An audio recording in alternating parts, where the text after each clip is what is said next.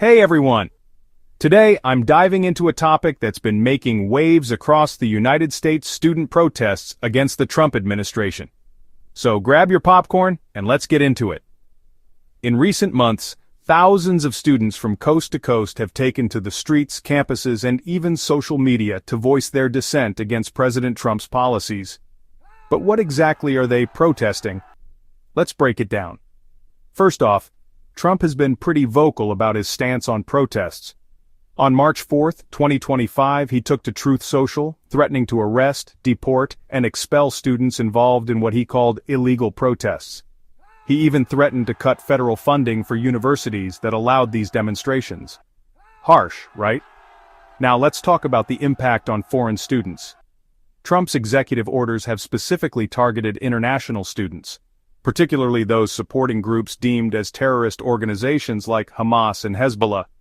This has led to a wave of fear and anxiety among foreign students, with some even having their visas canceled without explanation. Imagine being afraid to attend a cultural event on your campus because you might get photographed and possibly deported. A notable case that's been making headlines is that of Mahmoud Khalil. Mahmoud, a Palestinian activist and graduate student at Columbia University, was arrested by ICE on March 12, 2025. Despite being a legal resident married to a U.S. citizen, he now faces deportation. His arrest is seen as part of Trump's crackdown on pro-Palestinian campus activism. Mahmoud's supporters describe him as thoughtful and diplomatic, while his opponents label him a ringleader of chaos. Legal experts are predicting major First Amendment challenges to these deportation attempts based on protest activity.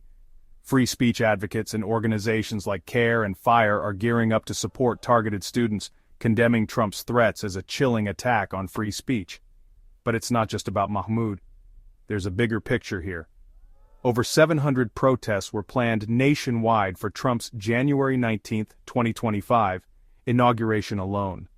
These protests are driven by opposition to Trump's policies and a broader call for systemic change. In summary, these student protests are not just about one issue or one person. They're about a generation standing up for what they believe in, despite the risks.